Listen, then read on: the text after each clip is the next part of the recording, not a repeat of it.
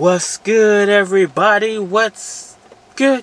It's your boy, Cardinal Bud Crawford, or E.S. Red, if that's what you want to call me. And we are back for another one. Alright, y'all. New topic. Terence Crawford, Errol Spence Jr. Who is hiding and who is pound for pound king? Alright, y'all. So hopefully we're getting close. We're getting closer and closer to this fight actually happening. And we're going to get a definitive, undisputed champion in the welterweight division. Finally, after all these years of waiting. It seems like the question is right now, who's been hiding from this fight? Who's been holding it up? And who is the P4P king of welterweight boxing? Or just the P4P, period. Because I don't think Terence Crawford bases his claim of P4P or pound for pound on the welterweight division, which is kind of awkward because that's the division you're in. I think he sees himself as the P4P of boxing. Which, hey, if that's what you want to be, have at it.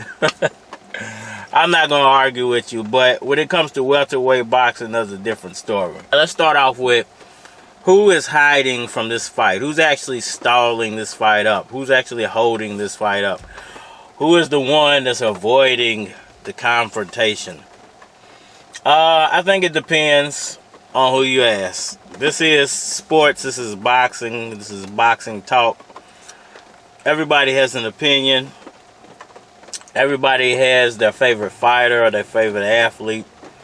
And there's always going to be a narrative and then an opposing viewpoint. So it's always going to depend on who you ask. And you're going to get 50 different answers if you ask 50 different people the same question. Who's hiding? Who's holding it up? Obviously, me, who feels like Errol Spence is going to win this fight, maybe even by knockout. Stoppage, definitely is going to be a stoppage. But if you ask me, I feel like the hold-up is coming from Crawford, Team Crawford, the Terence Crawford side. It would be different to me if Errol Spence never offered a contract. If Errol Spence said, yeah, I'll fight you, but never mentioned this fight. Listen, it's crazy because Terence Crawford has to go to Errol Spence to get a fight offer. It's not Terence Crawford offering Errol Spence the fight. It's Errol Spence offering Terence Crawford the fight. Which should solve the whole problem right there. You would think a logical person would see that. Number one, because Errol Spence has the majority of the belts. So Terence Crawford is the challenger, not the one being challenged. But, unfortunately, these are not the times of common sense. So common sense doesn't seem to be common anymore. So let's break it down even further. It's not only just the fact that Terence Crawford is the challenger and not the one being challenged. It's the fact he's never offered Errol Spence the fight. He never said, hey, Errol Spence, you come over here, yada, yada, yada, stipulations, yada, yada, yada. This is what I can put together, yada, yada. It's not that way. He's going to Spence and PBC trying to get a fight made. And, even when he was with Bob Arum, it was them going to the other side of the street, other side of the fence, trying to get a fight made. So I don't see logically how people could ever say that Errol Spence is the hold-up, or Errol Spence is hiding from this fight, or Errol Spence is somehow avoiding the situation, because he's not the one who's challenging. It's laughable, it's comical, it gives something to talk about for these boxing fans and bloggers and everybody involved. But the truth of the matter is still the truth of the matter. Errol Spence Jr. is the A side. Errol Spence Jr. is the one putting the fight on. Errol Spence Jr. is the reason the fight is so big at this point. If, let's say, these two guys fought 2 years ago, both of them had one belt. You know, Terence Crawford had one belt, Errol Spence had one belt. This fight isn't as big as it is now, even if they both had the same talent level, they both won the same amount of fights. They just weren't all, you know, Errol Spence just didn't have those other 2 championship fights on his resume. But let's say he fought the same people, but they just weren't title holders. This fight would not be as big as it is unless Errol Spence holds those 2 titles. So it's crazy for people to even bring up this nonsense about Errol Spence hiding or avoiding, because it's just simply not true. Now, does that make Terence Crawford the pound-for-pound king? Does that make Errol Spence Jr. the pound-for-pound king? I think pound-for-pound is weird. It's subjective. It depends on who you ask.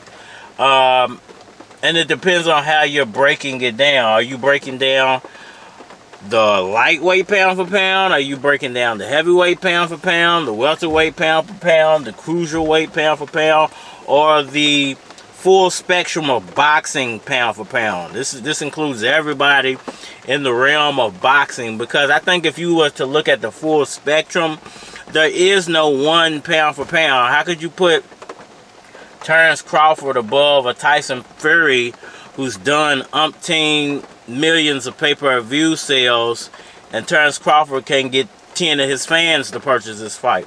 How could you put Errol Spence Jr. above, Canelo,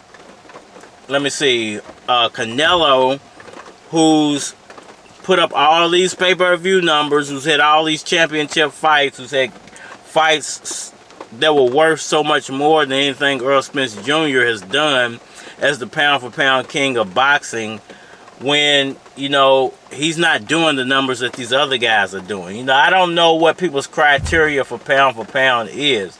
Is it solely based off of you haven't lost? Is it based off of who you fought? Is it based off the amount of title belts you hold? What is the freaking criteria for pound-for-pound? And since the people who make these pound-for-pound lists will never, you know, probably publicly state what the criteria is, we'll never know. We can only guess. You know, I think a lot of people feel like because Terence Crawford knocked out his last 3 or 4 opponents, he didn't knock Shawn Porter out. I don't know why people keep saying that.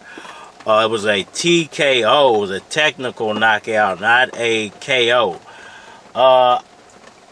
And since he hasn't lost, I think a lot of people feel like Terence Crawford is the pound-for-pound king of full spectrum boxing, which includes everybody. But I think you would have to be crazy to put him at the pinnacle of boxing at this point. He's not popular. He only holds 1 title belt. He can't sell a pay-per-view. What the F are y'all basing this off of?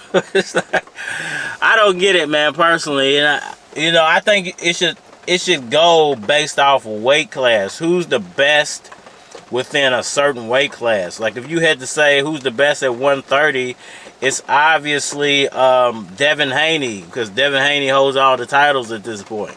You know, he beat Kambosa. He got all the title belts. If you was to say who's the best welterweight, you would have to say who's the pound-for-pound welterweight. It's Errol Spence. He has 3 of the 4 belts. You know, what else are you supposed to do to prove that you're pound-for-pound? You know, I mean, if the belt situation was split up a little bit more, then you could make an argument for that. But since it's not, I don't see people's argument personally. You know, hey, who am I? I only get about 100 views per video, so nobody cares about my opinion.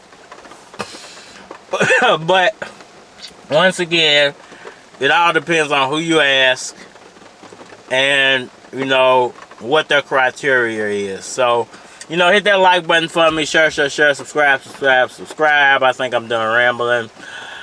Holler at me on our social media platform, Facebook, Instagram, YouTube. You're more than likely to get a response on the tube, so holler at me over there if you want a response. Yeah, I'm done rambling for now. It's your boy, Cardinal Bud Crawford, or E.S. Red, if that's what you want to call me. And I think we are... School cafeteria, I'm trying to get this food gone.